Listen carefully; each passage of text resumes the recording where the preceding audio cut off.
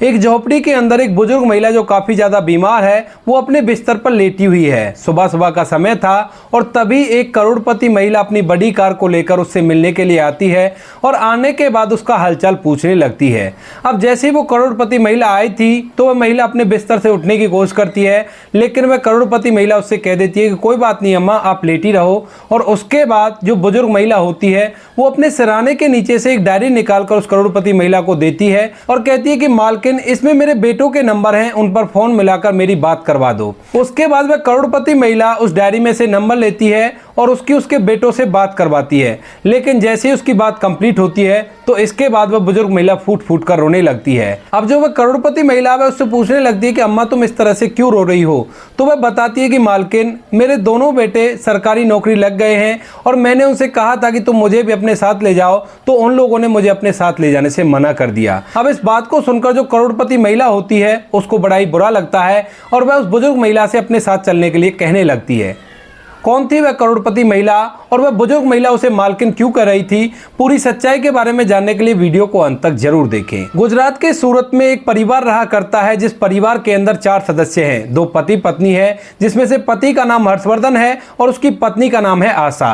आशा दूसरों के घरों में काम किया करती है। इधर उसका पति हर्षवर्धन मेहनत मजदूरी किया करता है और पैसे कमाया करता है, जिन पैसों से उनका घर का गुजारा अच्छी तरह से हो जाता है। धीरे धीरे समय बीतता और समय के साथ साथ उनके दोनों बच्चे स्कूल में पढ़ाई करने के लिए जाने लगते हैं।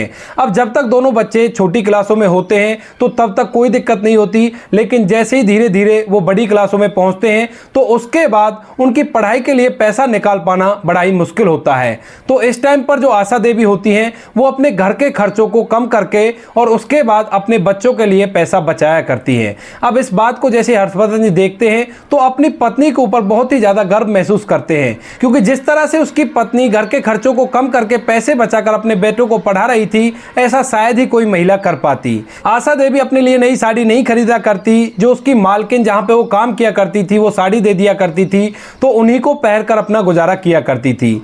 एक बार की बात है, आशा देवी के जो पैर में चप्पल थी वो चप्पल घिस गई थी पूरी तरह से और उनसे पैर बाहर निकलने लगा था। इसके बाद जो आशा देवी होती है वो सोचती है कि अगर नई चप्पल लाऊंगी तो काफी पैसे खर्च हो जाएंगे, इससे अच्छा करती हूँ कि पुरानी ही चप्पल को ले लेती हूँ और उन्हीं से काम चला लूंगी। तो आशा देवी इधर उधर ढूंढती है तो उसे कोई चप्पल नहीं दिखाई देती है। उनके झोपड़े के पड़ोस में एक घर था जिस घर के अंदर एक व्यक्ति सरकारी लगा हुआ था, तो उनके यहाँ रुपए पैसों की कोई भी दिक्कत नहीं थी। तो उनके यहाँ पर 2-3 जोड़ी चप्पल टूट गई थी और टूटने के बाद उन्होंने उन्हें बाहर कूड़े वाली जगह पर फेंक दिया था। अब इसके बाद जैसे आशा देवी इस फिराक में डोलती रहती हैं कि उसे कहीं से कोई पुरानी चप्पल मिल जाए जिनसे उनका समय व्यतीत हो जाए और उनके बच्चों की पढ़ाई पर भी कोई इफेक्ट ना पड़े।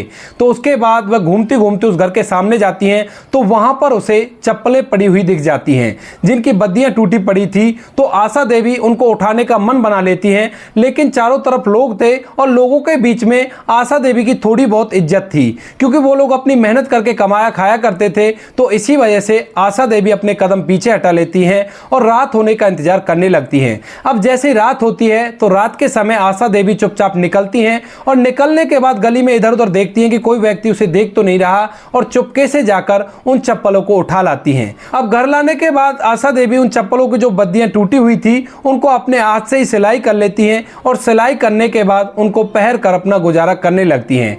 जब वो अपने घर से काम करने के लिए निकला करती तो उन चप्पलों को अपनी साड़ी के पल्लू में छुपा लिया करती कि ताकि सामने वाले को ये पता ना चले कि ये उन्हीं की चप्पल है और इन्हीं से ये गुजारा कर रही है। उसके थोड़ी दूर जाने के बाद वो उन चप्पलों को निकाल कर अपने पैर में पहन लिया करती और जहां पर वो काम किया करती थी वहां पर चली जाया करती। इसी तरह से समय बीतता है। समय के साथ साथ उसके बच्चे अपनी पढ़ाई लिखाई को कंप्लीट कर लेते हैं और पढ़ाई लिखाई कंप्लीट करने के बाद दोनों बच्चे सरकारी नौकरी में लग जाते हैं। अब बच्चे सरकारी नौकरी में लग गए थे तो इसके बाद आशा देवी और उसके पति दोनों उनकी शादी की चिंता करते हैं और उन दोनों के लिए एक साथ में लड़की ढूंढते हैं और लड़की ढूंढने के बाद दोनों की एक साथ ही शादी करवा देते हैं। अब दोनों बच्चे सरकारी नौकरी किया करते थे, उनकी शादी भी हो गई थी। तो जो आशा देवी के पति होते हैं वो मजदूरी करने से मना कर कर देते हैं। कहते हैं कि हमारे दो दो बच्चे हैं, हमने इनको पाल पोस कर बड़ा किया है, तो अब ये हमें बैठकर खिला ही देंगे। लेकिन जो आशा देवी होती है वो अपने पति से कहती है कि नहीं नहीं, अभी तक हमारे हाथ पैरों में जान है, तो हम लोग अपना कमा कर खाएंगे। इसके बाद वो अपने पति को भी मजदूरी करने के लिए भेज दिया करती और खुद भी वहां पर काम करने के लिए दूसरों के घर में जाया करती। आशा देवी जब से काम करना स्टार्ट हुई थी वह एक ही घर में काम किया करती थी और उनकी फैमिली नौकर बनकर रही थी। लेकिन जो उनका पति था हर्षवर्धन जी, वो अब बहुत कम काम पे जाया करता और अक्सर आकर कह दिया करता कि मुझे काम नहीं मिला है, क्योंकि अब बच्चों का खर्चा तो उनके पास नहीं था, उनका खुद का खर्चा था और उस खर्चे को वो आसानी से उठा लिया करते थे। बच्चों को जहां पर सरकारी नौकरी मिली थी वहीं पर वो अपने अपनी पत्नियों को लेकर रहने लगे थे। इसके बाद धीरे धीरे समय बीतता है और समय के साथ साथ हर्षवर्धन जी की बुढ़ापे के चलते मौत हो जाती है। अब हर्षवर्धन जी की मौत हो गई थी और मौत के बाद इस बात का बहुत गहरा इफेक्ट आशा देवी के ऊपर पड़ा था। उन्हें बहुत गहरा सदमा लगा था कि उनके पति अब इस दुनिया में नहीं रहे हैं, अब उन्हें अकेले ही जिंदगी बितानी पड़ेगी। अब जहां पर आशा देवी रहा करती थी, अपने उस झोपड़े में अकेली रहा करती और दिन के समय में वो दूसरे के घर में काम करने के लिए चली जाया करती, जहां पे वो काफी दिनों पहले से काम कर रही थी। धीरे धीरे समय बीतता है और समय के साथ साथ अब उसके बच्चे उसकी तरफ जरा भी ध्यान नहीं दिया करते हैं। पहले तो जब हर्षवर्धन जी जिंदा थे तो वह अपने घर पर आया करते, अपने माता पिता का हालचाल जाना करते और उन्हें कुछ पैसे भी दे जाया करते। लेकिन जब से हर्षवर्धन जी की मौत हुई है, जब से आशा देवी अकेली उस घर के अंदर रहा करती है, कभी भी कोई त्योहार आया करता तो उसके बेटे कभी भी घर की तरफ रुख नहीं किया करते हैं। इसी तरह से समय बीतता है और समय बीतने के साथ साथ आशा देवी भी काफी ज्यादा बुजुर्ग हो चली थी। अब इसके बाद उनके बस की नहीं था कि जहां पर वो काम किया करती थी जाकर वहां पर जाकर वो काम करे।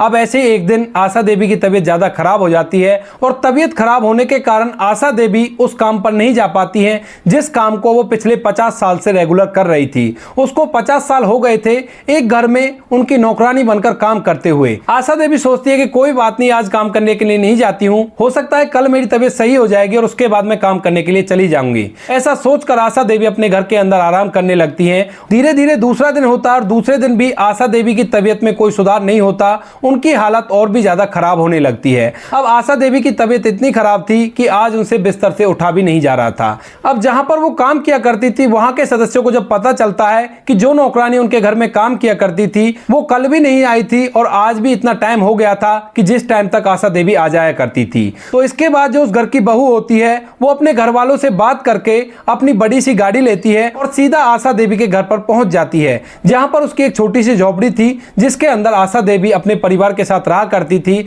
अब जैसे ही वो करोड़पति महिला उस झोपड़ी के अंदर घुसती है तो वह देखती है कि एक बिस्तर के ऊपर आशा देवी ऐसी पड़ी हुई है और वो करहा रही है। उसके बाद जैसे ही आशा देवी मालकिन को देखती है तो एकदम से खड़ी होने की कोशिश करती है और कहती है कि आइए मालकिन, आपने क्यों कष्ट किया, कुछ दिनों में मेरी तबीयत ठीक हो जाती और उसके बाद मैं ही आ जाती। लेकिन तभी जो करोड़पति महिला है उनको रोकते हुए कहती है कि कोई बात नहीं माँ जी, आप लेटे रहिए, मैं तो आपका हालचाल पूछने के लिए आ गई क्योंकि आप 2 दिन से काम पर नहीं आ रही हैं, आपको ऐसा क्या हुआ, इसी बात की चिंता हमें सताने लगी और इसी वजह से हम आपके पास आ गए।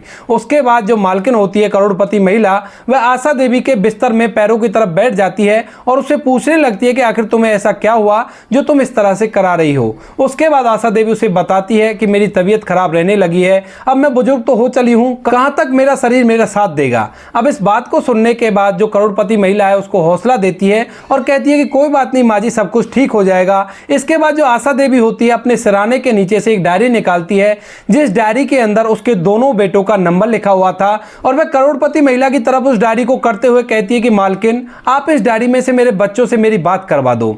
उसके बाद वह करोड़पति महिला उस डायरी को खोलती है और डायरी को खोलने के बाद उसको उसके बड़े बेटे का नंबर मिल जाता है, तो वह उस पर अपने मोबाइल से फोन मिलाती है और उस बुजुर्ग महिला को बात करने के लिए दे देती है।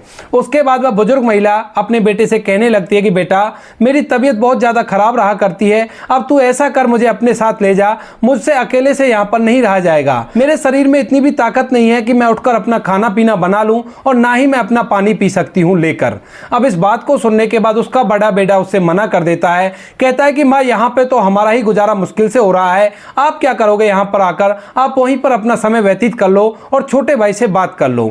ऐसा कहकर बड़ा बेटा फोन काट देता है। अब इस बात को सुनने के बाद आशा देवी के चेहरे पर मायूसी छा जाती है, लेकिन फिर वो अपनी मालकिन से कहती है कि मालकिन, इस डायरी के अंदर मेरे छोटे बेटे का नंबर होगा तो उस पर भी फोन मिला दो, मैं उससे बात करती हूँ, शायद वो मुझे अपने साथ ले जाए। इसके बाद आशा देवी अपने छोटे बेटे से बात करती है और वह भी अपनी माँ से ऐसा ही कहकर टाल देता है और कहता है कि बड़े भाई से बात कर लो। अब इन सभी बातों को सुनकर जो आशा देवी है वो एकदम से फूट फूट कर रोने लगती है और वह करोड़पति महिला इन सब चीजों को होते हुए अपनी आंखों के सामने देख रही थी।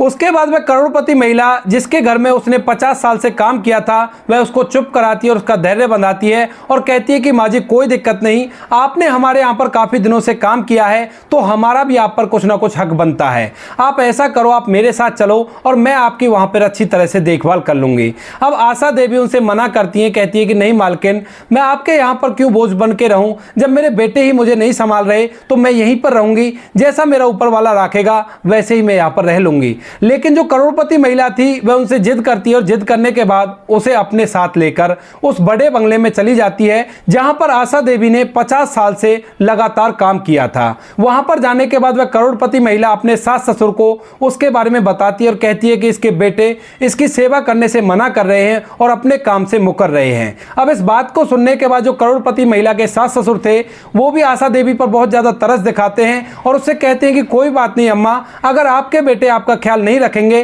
तो हम लोग है ना, हम लोग आपका ख्याल रखेंगे।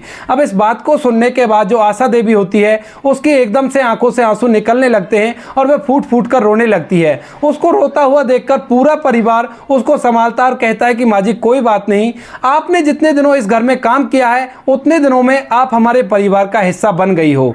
इसके बाद उस करोड़पति सेठ का बेटा भी आ जाता है, यानी कि उस करोड़पति महिला का पति, और वह भी उस बुजुर्ग महिला को चुप कराता और कहता है कि माँ कोई बात नहीं, आपके बेटे आपका साथ नहीं दे रहे तो मैं भी तो आपका बेटा हूं। जब मेरा जन्म हुआ था तब भी आपने मुझे संभाला था और उसके बाद जब मेरी पत्नी आई थी उसके बाद भी आपने बहुत कुछ मेरे लिए किया है और मेरी जीवन भर सेवा की है, तो बुढ़ापे में मैं आपके लिए इतना तो कर ही सकता हूं। उसके बाद वह सेठानी और पूरा परिवार उस माँ की 5 साल तक लगातार सेवा करता रहता है। वो बिस्तर में टिक जाती है लेकिन उन्होंने उसके लिए भी एक नौकरानी रख रखी है और अपने हाथों से उसको खाना खिलाया करते हैं और इसी तरह से उसकी सेवा किया करते हैं। तो दोस्तों ये थी कहानी आशा माँ की जिसके बेटों ने उसको रखने से मना कर दिया था, लेकिन जिनके यहाँ पर 50 साल तक रहकर उसने काम किया था उन्होंने उसको अपने गले से लगाया और अपनी माँ से बढ़कर उसकी सेवा करने लगे। आप क्या कहना चाहते हो उस करोड़पति महिला के बारे में जिसका नाम अर्चना था? आप क्या कहना चाहते हो उस बूढ़ी माँ के बारे में जिसका नाम आशा था?